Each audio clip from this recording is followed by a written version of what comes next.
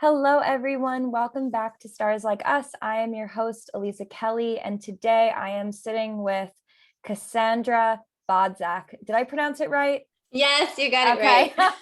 Perfect. Okay, amazing. Cassandra is an actress, author, spiritual mentor, Pisces Sun, Capricorn Moon, Aries Rising. Cassandra is a thought leader, best-selling author, and sought-after on-camera personality and speaker in the mindfulness and personal development world. She is host of the popular spiritual podcast, Divine Downloads. She has been called an award-winning thought leader and intuitive coach in Forbes and a spiritual leader by Well and Good. Cassandra helps people all over the world learn the process, which is a capital P, for bringing their soul's desires into their everyday reality through her online group program, Divinely Design Your Life, as well as through all of the free content she shares on her YouTube and social media. Thank you so much for being here. Thank you so much for having me. I'm so excited. I know you have like this beautiful bio, which I'm so glad you do, but I have also been in your position where it's like the bio, it's like, oh my God, like it's embarrassing enough. Yeah, like, can I hide behind the curtain for the bio? I understand. I totally get it. I had sent this for my friend Brenda's podcast. She has this great podcast and YouTube channel about challenge. She was raised Christian, challenging Christianity. And I sent her just like my bio, like I guess not the abridged one. And she read the whole fucking thing. And I was like, Brenda, enough. Like, stop it. It's humiliating. No, it's true. It's because you have you have all these different bios. And so sometimes you're like, oh, like I always forget. I should just come up with like a 2-sentence bio for like podcast. No, I'm glad to know all of this, because this is exactly like, I have so many things I want to ask you about that have been clarified in this bio here. So for instance, the first thing I want to ask you about is the process, capital P, the process. I would love to know everything about the process because it's capitalized. I love it. It was so funny. Throughout my career I work as a spiritual mentor with women. And I had done a couple of different programs, and the past 4 years, I want to say, I felt like, and I feel like, just get a sense that you're someone that's going to relate to this, but I felt something ready to be born in me that was going to be like a bigger, more kind of cumulative, mastery of what I know around, and essentially it's manifesting, right? It's something that I've always played in.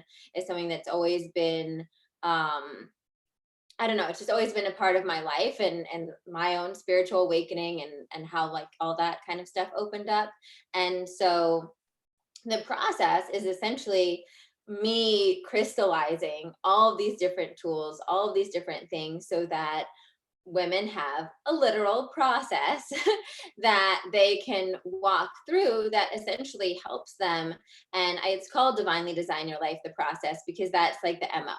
Right. One of the things that I'm really passionate about is reminding as many people as humanly possible that we can divinely design our life, and that our life is also divinely designed. And that's a big part of why I love what you do. And I love astrology in general, because I believe astrology clues us into the divine design in us. Right.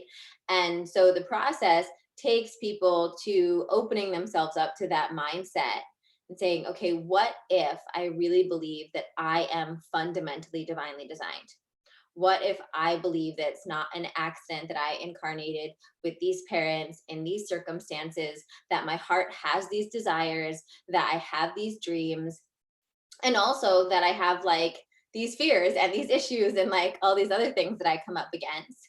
And if everything in my world is happening for me, right, is either I call it a lesson or a blessing, but it's a lesson or a blessing. What if I move through life that way, and then I take them through the really honoring and opening up to their soul's desires and what their heart really wants, and all the BS that maybe they've been sold about why it's not possible, or why it's too crazy, or why it doesn't make sense for them in their particular situation or whatnot.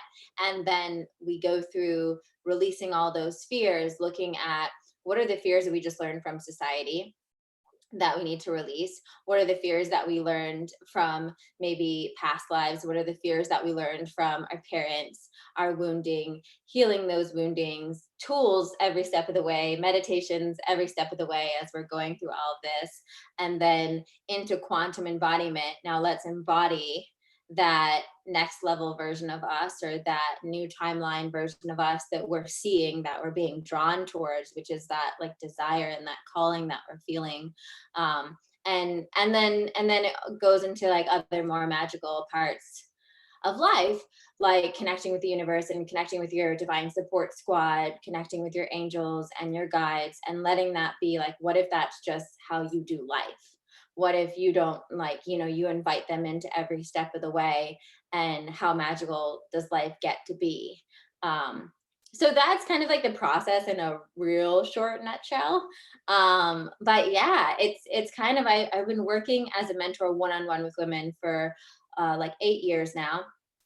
And I just wanted something that I feel like so many of my clients were also craving, just like a really grounded, tangible, maybe this is my cap too, because I like that as well, like a grounded kind of tangible thing that they can move themselves through and have like every like, there's like 16 different modules and each step of the way, and everyone has like a meditation and has like an energy tool or something, right? So that they really feel like they have this curriculum on a journey that, as I think many of us know that are on the journey, can feel like all over the place, and can feel really intense. So that is the process. And so Divinely Design Your Life, the process just felt like a whole mouthful.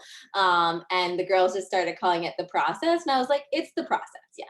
I love that. I love that. Yeah. I mean, it's interesting because that's with my book that's coming out in September, called This Is Your Destiny. That was also sort of I know. I also say this thing called Tank, which means there are no coincidences. So this is all very Tank for me.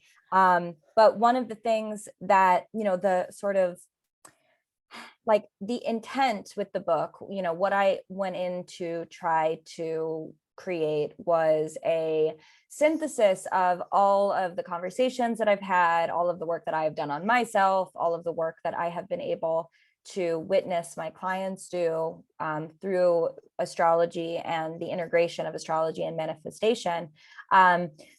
And what I found through the process of writing the book is that these are so hard to define. I think that I spent the majority of the not writing time really trying to figure out, how do I verbalize and communicate and create structure and language around these concepts, because they are so metaphysical, and sometimes it's really hard to communicate these like very deep metaphysical ideologies or approaches or techniques.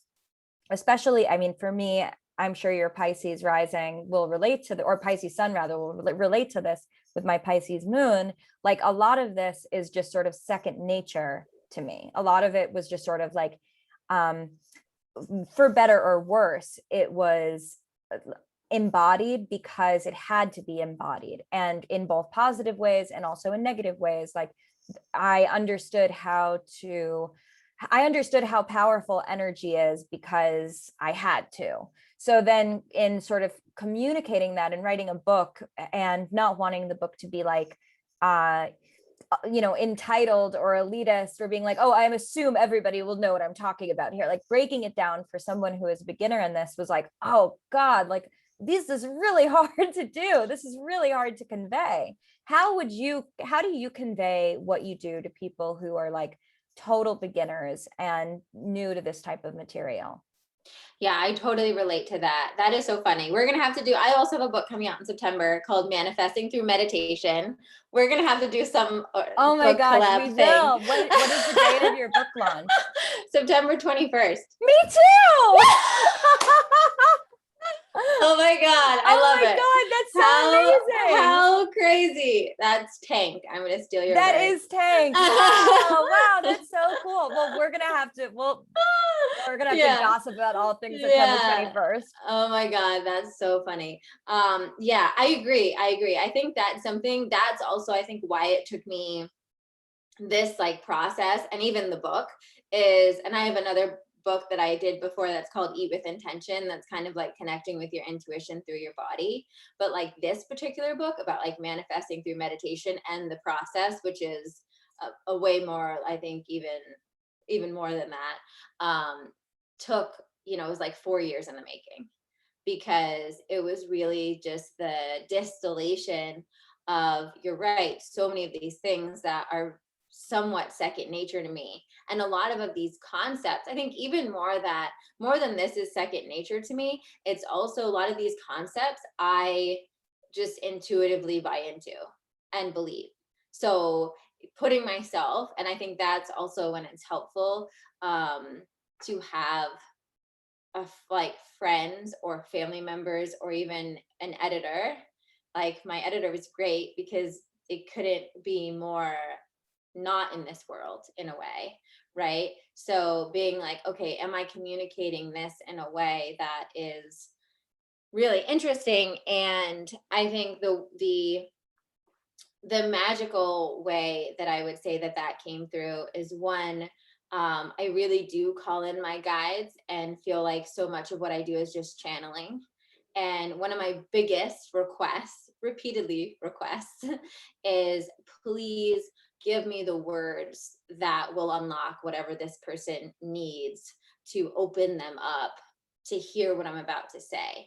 Because I know that that's one of um, my challenges in this lifetime, is for me to be able to communicate the knowledge, the metaphysical knowledge that I have, in a way that people really get. So I think that first and foremost, that's always like my prayer. And a lot of the stuff that comes through is just straight channeling. And I'm just like, thank God. Because when my logical mind gets in it, it gets a little bit trickier. And then the other way that I found is really has been helpful, and I think I discovered this through clients, which I'm sure you can relate to as well, is that like your clients give you so much gems and like help you kind of like figure out, because you have like a real live person in front of you that's like, wait, I don't get that. Like, can you explain that? Can you? And you have to kind of in real time find that magic way of communicating it, is sharing my own stories. I think there's so much power, and I believe, just like with your book, our stories are divinely designed, right? And so the way that you discovered manifesting, or maybe the first time you discovered you could have a thought and like see something change in your world, wasn't an accident, right? And that story in and of itself has a gift to give to the people that are going to come to you and ask you something. And you can be like, well, let me tell you about the first time I worked on my thoughts and shifted this thing, and then saw this shift in my reality. And so I think that's been one of the things that I found to be really helpful. And also to just share the moments of questioning or doubt that I've had as well, in a way, and how I move through them, I think has been helpful in allowing people to open up to those concepts. Could you give us an example of that here? Yeah. So this one comes up. I have no idea why this is coming up, but this was the first one that came up. One of the exercises I talk about is a thought log, right? Is writing down 3 times a day, just writing down all of your thoughts, and acknowledging, seeing, because so many of our thoughts, like 90% of our thoughts, we have every single day the same thoughts, right? Only about like 5 to 10% of our thoughts are new thoughts every day, which is kind of nuts. So if you have like a wonky pattern going on in your thoughts that keeps coming up, it's going to keep manifesting itself in your reality until you extract it. So I remember when I first did this for myself, I noticed that I was going through this period of time. And you could do this with anything, like whatever, but I just happened to do it with exhaustion. I was constantly feeling exhausted, tired. I was feeling overwhelmed, and nothing was working. You know, I was taking all my supplements. I was sleeping 8 hours, a night. I was meditating. I was doing all the things. And I'm like, I cannot shake this. And so this is a story I tell during the thought, when I'm explaining thoughts and their power. And so I did this thing that I later make other people do now. But I just was like, okay, in the notes section of my phone, when I wake up at lunchtime and before I go to bed, I'm just going to like brain drain all of the crazy thoughts in my head and just see what my thoughts are. So I did it for a week and then I looked at all of my thoughts and I noticed that literally, like, you can put your thoughts in categories. That's what I have them do. But I was just kind of doing it as like I've always been like weirdly geeked out about these kinds of things. So I was like, okay, let me see like where are my thoughts going? And I was like, shit, I have like 70% of my waking thoughts are about like, when am I going to get to sleep next? I'm so overwhelmed. Man, I'm exhausted. Like they were all of that. And there were so few thoughts about literally anything else in life. And there were like some random thoughts about like, oh, I have to do my laundry or I have to do, but it was so much. So I was like, okay, well, crazy. So I was like, what if I know intellectually I can talk back to that thought and say, actually, I sleep 8 hours. I'm meditating, I'm doing the things that I would assume I need to do to not feel overwhelmed and exhausted and tired all the time. Then what can I just change on the thought level? Because I've done everything on the physical level. And so on the thought level, I was like, okay, what if every time that thought comes up, I just replace it? And I say, I wasn't even getting crazy with it. I have enough energy to get through today. Right? Like not even like even for the stars yet. I was like, I have plenty of energy to get everything I need to get done. So I just started doing that. Every time I consciously noticed this thought comes up, I replaced it. And the craziest thing was that within like 2 days, I was not exhausted at all anymore. I had plenty of energy. And that pattern of itself, I would say maybe there was a couple of weeks of me having to consciously, and then it just became, now those new thoughts became like the regular thoughts and those other thoughts weren't as powerful anymore. And so that's one of those stories where people are like, okay, change your thoughts, change your life. And we think about that in all these ways. And you can do that with like, let's say an abundance mindset, right? If you're like, listen, I have a job, I always pay my rent, I always pay my bills. I'm safe. I'm good, right? I'm good on money, right? Maybe you're not like a bajillionaire right now, but like you're good. And if you have that, or you can look at what you do have in whatever situation, if it's like, I live in my parents' house and I have a beautiful room in my parents' house or whatever it is, and see how that shifts, right? If every time that thought comes in, you can counteract it with a thought that I call like like an authentic gratitude thought, right? So not like a bullshit gratitude thought that you don't really buy into, but like something that feels like grounded and real. Like, listen, don't live in like a whatever beachfront condo that I want yet, but I'm grateful for this cool 1-bedroom apartment in a chill part of the city or whatever, like find something that feels really real to you. Just like with me, I was like, I can grab onto the fact that like I get a decent amount of sleep, and then you have that experience of literally being like, the quality of my life that changed from replacing that thought about exhaustion was probably more. I've manifested so many cool things in my life. That was one of the most significant upgrades in my life because it shifted my physical, and I was doing all of this stuff on the physical plane.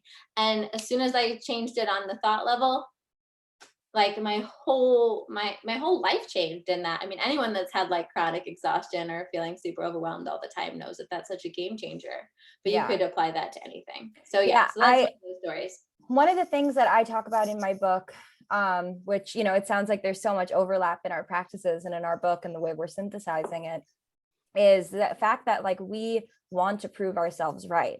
We are constantly trying to prove ourselves right. So that means that if we are saying over and over, I am unlovable, I am unattractive, I am broke, and we just continue to have that be our, what our internal world, our astral plane looks like, then that is what we are going to continue to find reinforced on the physical plane, because we no matter, it's not even an issue of stubborn or not stubborn. Like we as human beings are going to try to prove our hypothesis to be true, no matter what it is. So we also have to shift our hypothesis.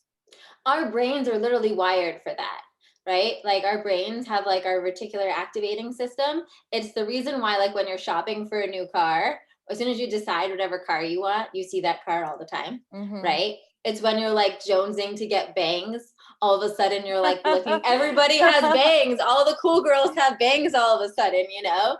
It's like when it was like I adopted a dog like a few years ago, but I remember in that moment, it was like all of a sudden, like everyone had a dog, you know? I hear women do that with babies too, right? They call it like baby brain, but it's actually just our reticular activating system. And if we can do that with like a red Jeep or whatever it is, you know, then we do like exactly what you said. We do the same thing. We look for reasons. It's like, it's the same. If you think you're unlovable fundamentally and you allow that, I'm hard to love, right? I'm hard to love. I'm hard to love. Then all of a sudden, you're going to see all the evidence, right, come at you for like, let me look at the evidence that I'm hard to love, right? And I really believe that there's evidence. You could find evidence, collect evidence for whatever case you want to prove. But the question is, what case do you want to prove, right? Right. And not necessarily just using your external, not saying, well, my external circumstances point to the fact that I don't have, I'm not going to make money, or I'm not going to live where I want to live, or I'm not going to find my partner, because the external evidence is likely a manifestation of what your psyche has been sort of instructing it to do and create. And it's, and that's sometimes like, I know for me at least, like, in challenging times in my life, when I have not been happy with my external circumstances objectively sucked. They objectively sucked and were shitty. And I already came into those feeling insecure, feeling inadequate. And then my circumstances sucked. I couldn't stop dating fuckboys. I couldn't keep money. I couldn't find any job that I was passionate about. Like everything sucked. And it was like, well, clearly all of my intuition that I am going to live a shitty life, like, is proving it to be true. And I think that for me, I'm a big advocate of rock bottoms, because I think rock bottoms can sometimes really help like recalibrate. But even before, like, you don't have to be like rock bottoming in a ditch, like with like a needle in your arm. Like, it doesn't have to be that extreme in order for you to be like, you know what, I'm really just not content. And if I'm not content with the way that my life is going, then there's actually very low risk in making changes and in trying new techniques and in trying to shift things around. Because if my love life sucks, if my job sucks, if my money sucks, if my family sucks, if I hate myself, if I hate the way I feel, if I hate the way I look, like, there's not really there's no risk in like shifting, there's no risk in trying different ways of changing the way that you're moving through your reality. Yeah, I completely agree. And I'm also a fan of rock bottoms. And I feel like I've had, a couple of really ugly ones. And then more recently, I feel like the rock bottom doesn't even have to be that bad. Yeah. It's like the rock bottom, it is bad. It's always emotionally bad. But I mean, bad as in like an unpleasant experience. But it's just really a moment where you've had enough of your old shit. Right? Where like you've gotten to the point you're like, I don't want to do this anymore. And I feel like in that way, it's such a good catalyst, because exactly what you said is that in that moment, we have to make that decision to change and to try something new and to try something potentially uncomfortable. Right? Because the weird thing of think about us as humans, or I don't know, it's weird, but just how it is that we can be in sucky circumstances or be in circumstances that we don't like and get comfortable with that level of suckiness. Yes. Right. And so we're like, okay, like I only date fuckboys, but I'm used to, and I did that as well. Like I'm used to that. Right. And so for me, when I made that sharp transition into being like, I'm done with this, I want to date, like before I met my fiance, I literally made that decision I had a rock bottom in my romantic life, like was like, this is insane what you're doing, Cassandra. It's not aligned with what you actually want. So let's try something different, dating someone different, different kinds of people and stuff that are ready for relationships, that do want families, that want those things that you want. And it was uncomfortable AF. And it was awkward. And there were like parts where I was like, oh, like, is this for me? Because I was so comfortable in the other lane that then doing the other thing can feel really uncomfortable. And I think that's the biggest part of change, is being willing to do the uncomfortable thing. Because even though we're kind of taught sometimes in our society that uncomfortable is a negative, right? But if what you've been doing thus far isn't getting you where you're going, right? And I love that acknowledgement of just knowing like how my life has manifested thus far is just due to everything I've been doing thus far, right? And that is what it is. And my life gets to change as I start changing, as I start moving things right now. And so I think Abraham Hicks even mentions that sometimes it's like the things that are showing up right now. And sometimes we can get discouraged when we first start doing some metaphysical work and we're shifting things and we're doing it. And we have things that we're still like, oh, wait, that's not aligned, that come in. It's like, okay, but that's just stuff from, you were attracting maybe a few months ago. That's still like kind of weeding itself out as you're shifting and you're moving. And we have to be willing to do the uncomfortable thing. If you want a different, like with money, for instance, if you're used to a certain level of income and a certain relationship with money, if you want to transform that, you got to be willing to do things you've never done before. Totally. Right? And that doesn't just mean on the physical plane. That also means on the energetic plane. You got to be willing to hold frequencies you've never held before. You've got to be willing to replace thoughts you've never had before. You've got to be willing to feel differently about money. And then, yes, you might be also have to do things differently on the earth plane relating to money, that is in alignment with that new frequency and those new thoughts and the new relationship that you're now holding. And that's, I think, where some people get tripped up. Right. I mean, I think that's in the topic of money, for instance. I think that, one of the things that I noticed in my own journey, and then I have encountered so much with my clients, is, really desperately holding on to things that we're not really that excited or passionate about, but a fear that if we let go of those things, that nothing else is going to come in, and that's the best we're going to have, which creates this, the universe, the cosmos takes, what I have found is that it's very literal, so it's like, if you're saying, okay, I'm going to keep this job and I'm not making enough money to really live a comfortable life, but I'm making some money, and some is better than nothing, then the universe is like, okay, that's your job, like, that's, if you're cool with that, like, cool. But acknowledging, I think for a lot of people, acknowledging like, I'm not making enough money, or I want to be making more money, or my situation is such where I have these really serious financial limitations because I'm in debt, or I have to pay for school, or I have to support my family.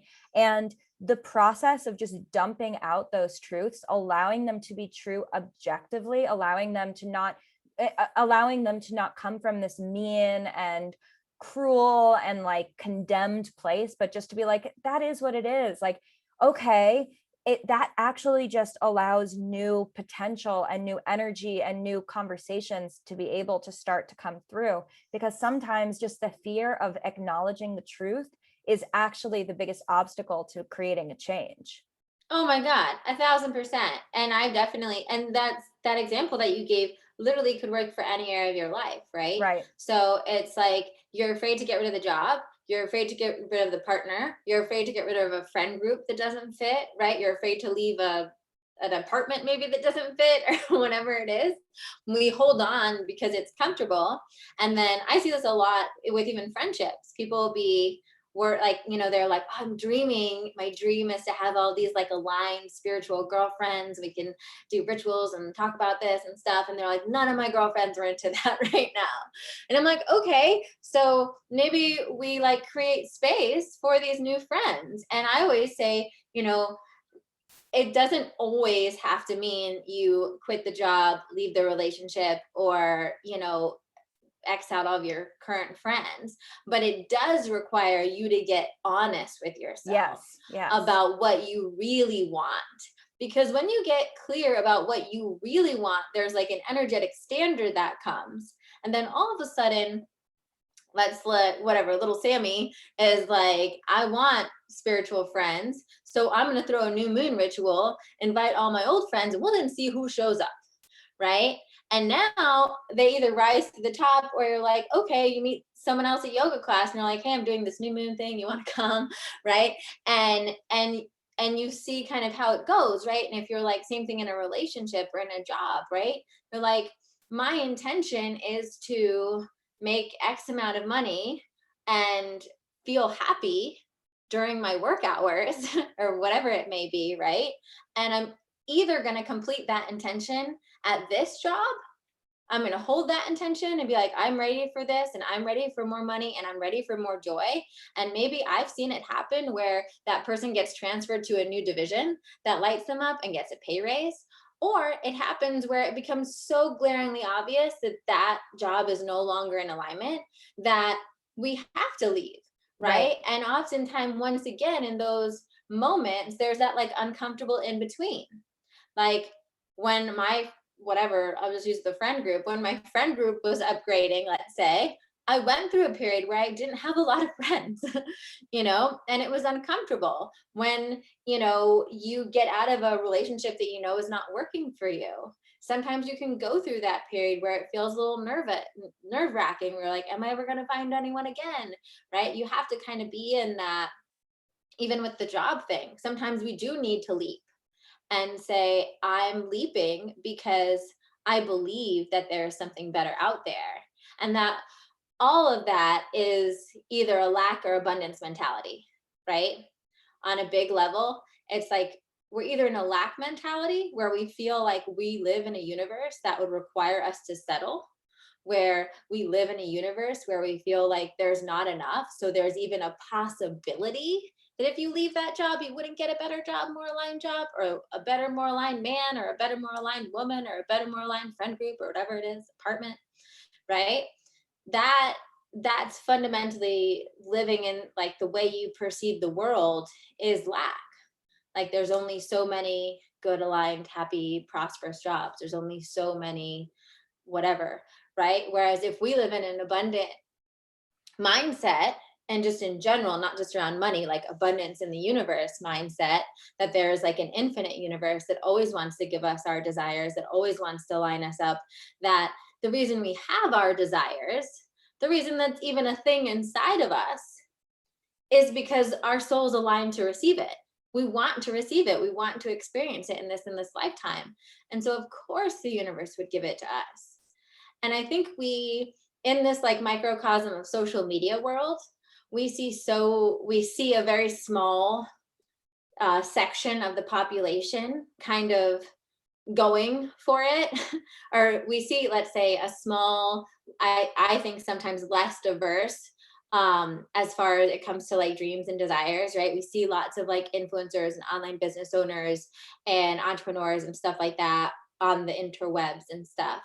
But if we really think about like the grand scheme of things, all of us have very different desires. Yeah, there's a bunch of us that are going to be desire to be coaches. There's going to be astrologers, but no one's going to be an astrologer the way you're an astrologer, right?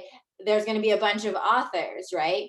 But no one's going to be the author the way I'm an author or you're an author, right? We have all these different things, and our soul is drawn to these unique pathways and these unique things for a reason. And I believe that if we believe that, then when that desire is rising inside of us and we're like, I want more money. I want to be happier at work. I want to feel like I'm creating more of an impact. I want whatever, a baby, I want a partner, I want a house, whatever it is you want. It's like your soul's here on this earth ride and wants to experience that. That was like on the list of things it wants to experience this go around. And it gets to experience that if we believe. Yeah, I love the way that you phrase that. And I truly agree. And I also really appreciate what you said about the limited scope that I think social media provides. I have, social media is really amazing and incredible, and it also like really sucks, and it really is, and I oscillate. Like some days I'll feel like really inspired by social media, and I'm like, oh my god, like this is actually a vehicle for me to be able to do the work that I really feel I have always wanted to do. And I am so fucking grateful to have these tools and to be able to use these tools and to know these tools and to be the age that I am, to be able to intuitively know how to use them. Like, wow, so cool.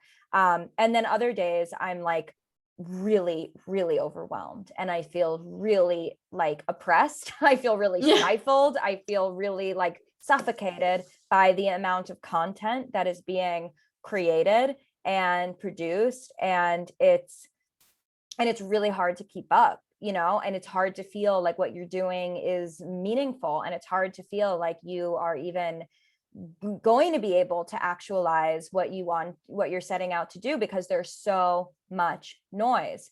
And I think that both of these exist, and a huge part of my practice is like allowing multiple truths to exist simultaneously without one having to negate the other, or without one having to make, one feels, one is not going to then make the other one any less valid or real or significant. Like I find social media to be an incredible vehicle, and I also find it to be an extremely overwhelming and insecurity producing experience. But both of those exist in tandem. So how do I then exist in a space that there are all of these multiple truths happening simultaneously without having to have just like one blanket statement to define it? And I think that that is the very process of being an organic and universally like connected person, is like you are moving through, you're present with yourself to know like I'm overwhelmed, so I'm going to take a step back today, or I'm feeling inspired, so I'm going to push forward. And actually, and I'm sure that the process of intuitive eating is very similar to this. It's like it's not just assigning something that always has to be applied. It's really acknowledging that you could oscillate, and I love the moon for this, because the moon is changing so rapidly all the time. Like you can, over the course of 5 hours, you could go from being like social media is the best to like I'm about to cancel all my accounts and shut it down. Yeah, no, I think, social media is a tool. And I think that it's one of those things that like we get to control, like how much we give it power, right? Like we're the ones that give it power. It doesn't inherently have power. We give it its power in our lives. And so, I just hate to see, when people give it that power to. And it's funny, I had a great conversation with this older like tarot reader guy about this a few months ago. And he was talking about, he's like, your generation feels like social media is like the end all be all, right? Feels like that's what you need to run a business. That's what you need to like climb the ranks, all these things, right? And he's like, but it's not, right? It's just another thing that exists, right?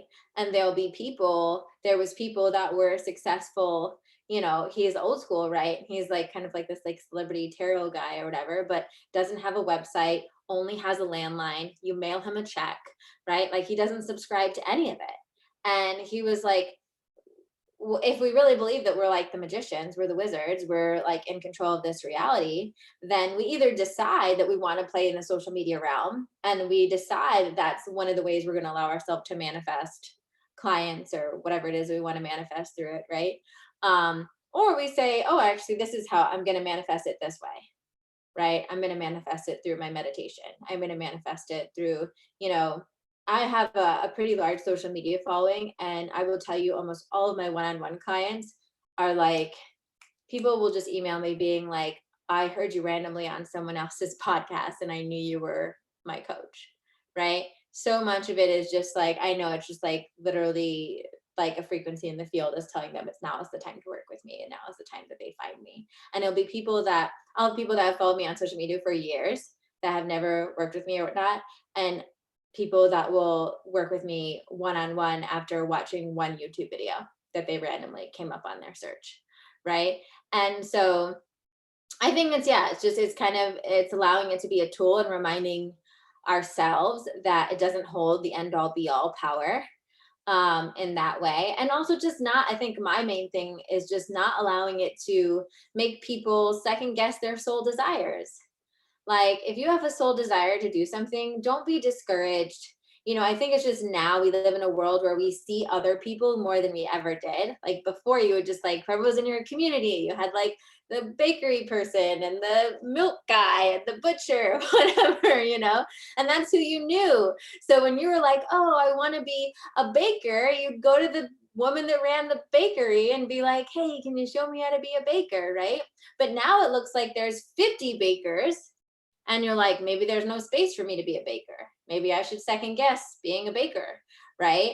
And that's what I hope people don't let it do, because everybody, you know, everybody has their own path, and we're seeing just like a small amount of the people that whose path may involve social media, um, or they choose to involve social media in it. And there's so much space for all of us. Yeah. And I also think that, this is why a lot of the work has to be, it's personal too, it's internal work. And it can't, there's work that is about taking action items. There's work for the physical plane. And then there's work for the internal astral plane. And that internal astral plane work does not look like posting on social media. It doesn't. It No. can't. You can post your reflections after, but the reason that it's important to put the phone away and check in with yourself and do the exercises and the meditations and the techniques personally is because if all you're doing is staring at the screen and seeing what other people are doing, it's going to be really hard to create original ideas. It's going to be really hard to listen to your intuition. It's going to be really hard to understand what your intuition says. It's going to be hard to understand what you are truly desiring, what you're truly wanting. And maybe you're not desiring at all. I mean, that's also like super chill. Like, obviously, everything about living in America, being an American, is we're living in a heavily consumer culture. Everything is in some way telling us that we're doing something wrong, that we should be doing something better, that we could be doing something slightly differently. We could be washing our teeth better, brushing our teeth, washing our face, like wearing different jeans, like, because we're being sold shit nonstop. But there's also a point, hopefully, in your spiritual work where, and whether it's an hour, a day, a year, 10 years, where you could also be like, I'm good. Good. I can actually take a step back and just be grateful and just appreciate, because I think that we do want things, we do desire. That is part of being a magical being, but also living in gratitude and being content is an important part of that equation too. Like, we don't need to be manifesting for the rest of our lives. we can stop when we feel like we're good, And I think even like it having interims in between, where I go through periods, like I'm in a period right now where I'm not specifically manifesting anything. I'm doing my spiritual practices every day. I'm clearing up any fears or anxieties or whatever that come up. But I actually was like, no, like I'm just doing like mantra meditations, breath, like listening to solfeggio frequencies and just connecting with the astral plane and source and stuff like that. And that's what I right now, that feels like what the medicine is. And I think you're absolutely right. We're programmed in a society that's like, we always have to be achieving the next thing and the next thing. And it's like, actually, sometimes the juiciest thing, and if there is anything that's what's for us or what's aligned for us, the most magnetic we ever are when we are in this is enough, right? This is enough. And even in that space, like we were backtracking, talking about before, about like the job, let's say that you feel like you're not making enough money or whatnot. I used to have this rule with my clients. A lot of my clients leave their jobs. I'd be like, you have to find peace and gratitude in this job before you're allowed to leave it. And you need to be able to go to this job and have it be like, hey, like, and have a good day, because this job doesn't get to take that good day away from you, right? And if you let this job take that good day away from you, and not having X amount of money or not being the exact thing you want to be doing or whatever, then when you get that thing that you think you want to be doing, you'll still let something take your good day away from you. Yeah. So I think so much of I think we oscillate as things are coming up, and the more we can find those periods of time where we can just say, it doesn't mean I don't have desires or other things. I mean, I have a book coming out, but I've never been more unattached outcome. And just be like, no, like the medicine my soul needs right now is to just enjoy life, because I feel like that is something, again, that maybe is bred from social media. Like sometimes I literally have to unfollow people where the constant messaging is like, if you're not hustling, you're losing your life, you're losing Wow. something, or like this, like real, like, get up and like make stuff happen. And it's like this, like very harsh, like masculine, like, we gotta always be, if you're not making seven figures, you're doing something wrong. Well, guess what? Not everyone needs to make seven figures. Not everybody wants to have that, like that kind of life, or the responsibilities, or all the things that come into it. And that isn't some like holy grail. Yeah. For some of us who want it, that's great. If you want it, then it's there for you. But if you want it because you think you're going to be happier getting it, then it's not going to make you happy, right? Yeah. And it's like, if we think the job is going to make you be at peace, oh, if I get to a better job, then I'll be at peace. That's a lie, right? Every new level, it's like, if you haven't done the work to be happy where you are, you're just going to be not happy in a new place, Totally. right? And so it's never about the external thing, right, that's presenting itself, whether it's the relationship or the work or the money or whatever. It's always about our inner game, and how we have the capacity to feel that gratitude, to feel that enough. And it's magical how, when we get into that space where we're like, this is enough, I'm so excited to put this program out into the world, just because like the joy was in the creation, right? That then all of a sudden, like, the program sells because it wasn't about that, right? Like, universe is always like laughing at us in little different ways about that, right? It's like literally every time you finally get happy, like if you get happy, and I've seen this happen so many times, they get happy at the old job, and then literally it's like a friend's cousin or whatever is like, oh, do you need it? Like, there's this new job opening here. And then it's just like, it just pops off so seamlessly. And it's because they just allow themselves to get into that space of abundance, that space of connection, that space of gratitude right where they are. And that's the most magnetic thing you could do. Right. Yeah. I love that. So now let me ask you one of the questions that we always ask on this here podcast, which is, what do you believe in? I feel like we talked about a lot of it. I feel like I really do believe that we are divinely designed, that our lives are divinely designed, that we have such, that this earth journey is just so magical and precious, and we get to design it however we want. And I really do believe that we are, spiritual quantum beings, having an earthly experience, and that we have so much power over how the experience of our life plays out and what we can learn from it. And now I would like to pull a tarot card for you if you are interested. Yeah. So I always give two options, even though I have a strong preference. Option one is that we pull a tarot card in response to something that is happening in your life that you would like to see a tarot card pulled on. something you're curious about, something, whatever. We can shop the question. Option 2, which I'm not as keen on, but I always have to present it, is that I just pull a card and we see what comes up. So no, 2 let's do options. option 1. I want to Okay, be the great. one you're keenly into, obviously. So, okay, the subject I want to know about is, this is kind of a weirdly specific subject, but I'm very curious to see what comes up.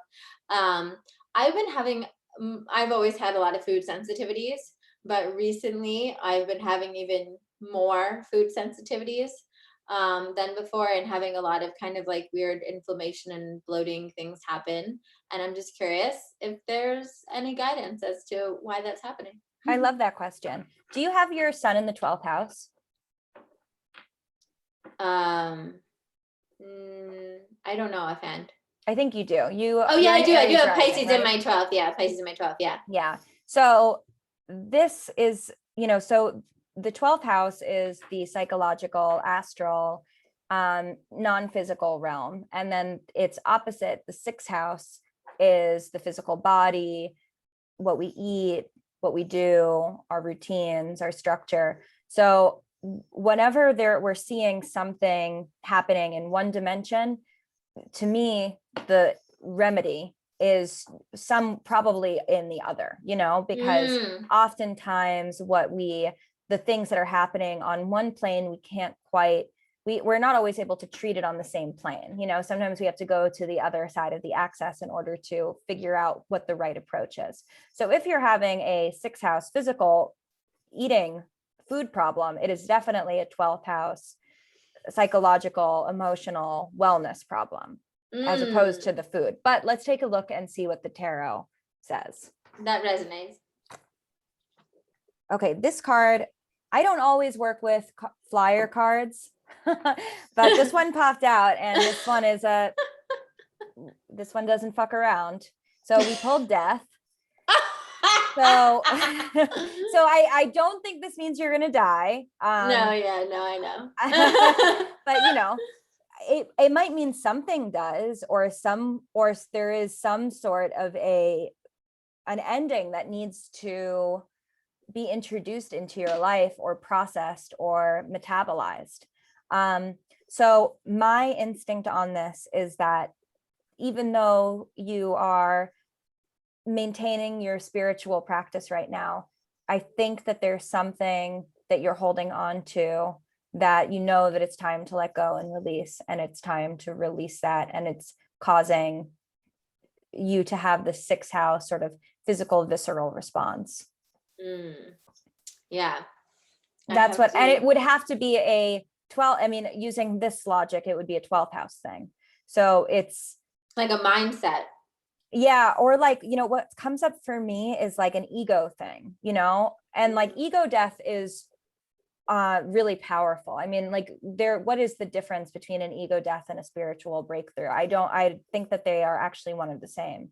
But ego death is really hard and really horrifying and scary. And it could also even be as simple as like, damn, like I thought that I could eat, I thought that I would be able to like have like a more normal, like not have to think about my diet all the time, but it looks like I actually do. And like, that's really sucks. And that's painful. And that's kind of heartbreaking, because I just want to be a normal person. So it could even be that. I think that might be it, because that's literally, it's wild that you, because I was like, I know you're intuitively getting something, just say whatever it is, it's fine. But you can say whatever, I'm comfortable. That I literally had that thought last night. Like last night I was literally laying in bed. I had eaten this, it was like a vegan pizza thing that like by all vegan, gluten-free, all the things, by all intents and purposes should have been okay based on my usual food allergies. And I was in so much pain. Like I ate something that was like, whatever. So anyway, I was laying in bed and I was like, what the F is going on? And that was one of the things that came up. It was like, I have spent, and I've had food allergies since I was 21. And if anyone's read my book, Eat with Intention, that like described my whole journey and coming to it. And there has been, I think, internally, maybe more than I've given it outwardly, such a desire to be normal food wise. and such a desire to try to be like, I hate feeling like I'm high maintenance. I hate being like, because I think in our culture also we associate it with some sort of negative things when, you know, we go to the place and everyone else is having like a quote unquote, like a, let's say, American breakfast. And I'm like, oh, can I just have a bowl of fruit? Right. And there's part of me that's like, okay, well, this is what my body needs. This is like all that really is on the menu for my body at this restaurant. Right. But there's like a shame that I have around like not being able to order the normal or more, whatever, normal based For on sure. whoever, you know? And then I feel like, oh, people are probably judging me, or they probably think I have like an eating disorder or like whatever, you know, but that's interesting because that definitely came through for me. And I think also part of my journey here that I've gotten like intuitively and downloads about is that I feel like part of at least my, before I generalize it, although I have a feeling it will apply to other people as well, is that part of my ascension process is as I keep on shifting my consciousness, my body keeps getting more and more sensitive. And there are more and more things that, you know, it just doesn't, has no tolerance for. um and so I had that thought last night, which is pretty perfect that you brought that up, because I had that thought last night, like maybe I need to give up ever being normal when it comes to food, and maybe I just need to just fully surrender and own that, like, to the average bear, they're gonna think like, you know, I eat kind of weird, or it's not weird, it's just uber healthy, I guess. But it's kind of, you know, it's more, it's just not what we're used to. It's Right. not, you know, what we're used to, and we're not used to seeing people eat that way that don't have like an eating disorder, right? Mm. Or some, we have a lot of judgments around it, and I have judgments around it. Right. And it's like there's that part of me that just wanted, like, I wanted the vegan pizza, even though I was like, okay, this should check out fine, right? But I also look for those things, right? I look for those kind of like, what are the closest like normal foods that I can have, and my body just doesn't want it. My body's like, no, can you please just give me steamed vegetables? Like, that's what I want, and I'll be happy. um so thank you for that. I think that Yes.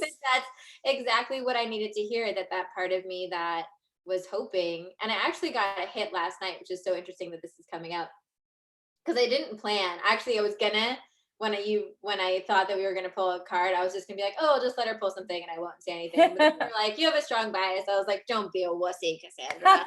Just say the thing. But I thought about that last night, about, even I had the hit to even like do more like Instagram stuff, sharing about my, like, how I eat, um almost in a way for me to come out of the closet. You Mm. know what I mean? In a way to just like be like, this is me and this is okay and this is how it is. And I'm not saying everybody should eat this way, but this is like what it is. And almost like in that way for me to kind of just be like, I'm not normal and that's okay. Totally. Like, and you're you know, of course you're Yeah. not going to be able to eat the same things that other people can eat. Everybody has totally different bodies that metabolize things so differently. And obviously food is a really complicated um, topic in our culture because there is so much disassociation, disconnect, and consumerism around it. You know, like we are literally like, you know, the mass production of food, it's like you don't want to know what it looks like in the factories. You don't want to Yeah. know what the ingredients actually contain. So it's easier to just disconnect, disassociate, not think about it, put it in your body, than actually look at the ingredients and being like, oh my God, that is not food. You know, those aren't food items. Yeah. But that's also, you know, it's part of, I think, the untangling of like capitalism and spirituality and manifesting and like, you know, a high and like hustle driven culture, and like pulling them apart, because someone could easily be like, manifesting, isn't that another form of capitalism? And then like, certainly it could be, but it also doesn't have to be at all. It could actually look like very, very very spiritually centered as opposed to like product centered. You know what I mean? Absolutely. It's like everything. And it's so funny because this is one of the things I talked about a lot in my book, Eat with Intention, but it applies to what you just said as well. It's like everything is the intention behind it. Literally, right? So if you're manifesting, you can be manifesting from a place of lack, right? If you're like, I have to manifest because if I don't, you can meditate. Like, I have to meditate every day. If I don't meditate every day, then I'm not going to like manifest the amount of money I want, right? Oh gosh, that's like, and that's you're hustling your meditation, Right, right.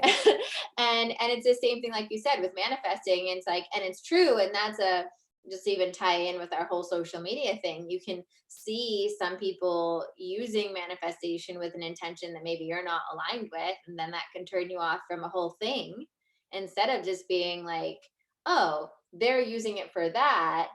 And I can use it in my way with my intentions, right? Right. And that's unique. And same thing with, the food. Obviously, that's like what I talked about with Eat with Intention, is that what I realized on that journey was that, like, you can eat the same kale salad or whatever it is, or the same French fries with two different intentions. And your intention about how you eat that food also has an impact on how that food impacts because there were many years in my life where I ate the kale salad from a place of like self-hatred or frustration, right? And even now I'll say, like, it's a different kind of frustration, but sometimes when everyone else is having like their dinners and I'm just eating, some different vegetable sides or whatnot, there can be that level of like frustration, right? Instead of being like, oh, I'm eating this because I love my body and I'm honoring my body with this, right? And so that's everything in life. And it's the same thing with our desire for money, right? Our desire for a partnership. It's like, what is the intention behind it, right? Are we doing that from a place of self-love? And everything in our life. I've been on a new kick about this too. My new kick is that asking myself in different situations, what is if I was my own mother, what is the loving thing to do, right? And I was thinking about that even around the food. It's like, well, the loving thing to do, I would never feed my kid foods that would intentionally hurt its body, right? Like, that's some of those things are so obvious, right? When we put that one perspective on, because we even, like, I don't have like a kid, but even just like that mind flip, right? I can just, from that, like the mother inside, be like, oh, I wouldn't do that. And we can do that with so many, with any of those things, right? With like manifestation or money, you can be like, what's the self-loving way to do this? Totally. And perfect for Cancer season, which is the backdrop to this conversation. Literally such a Cancer season assignment. Yes. That's a tank.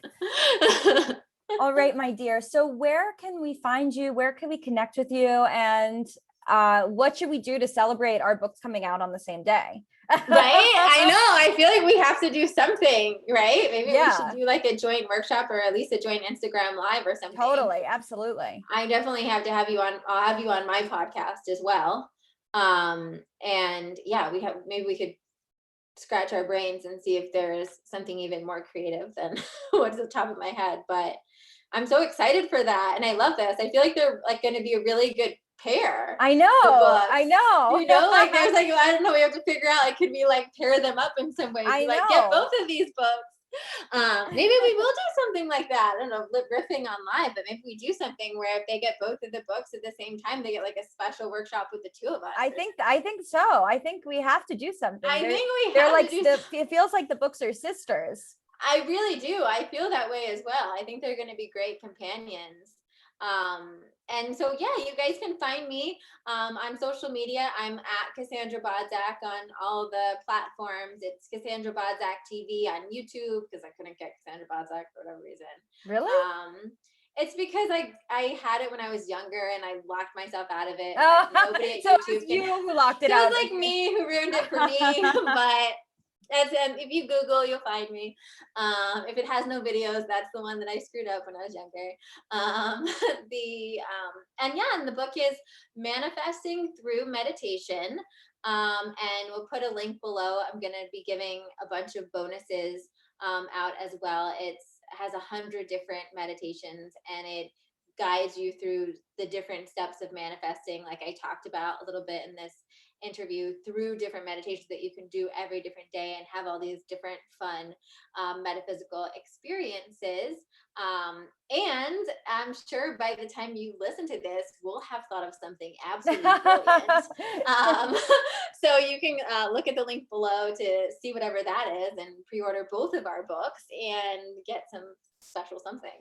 Amazing. Love it so much. Thank you so much for your time today. So lovely Thanks to so much connect for with you. having me. This was so fun. So much fun.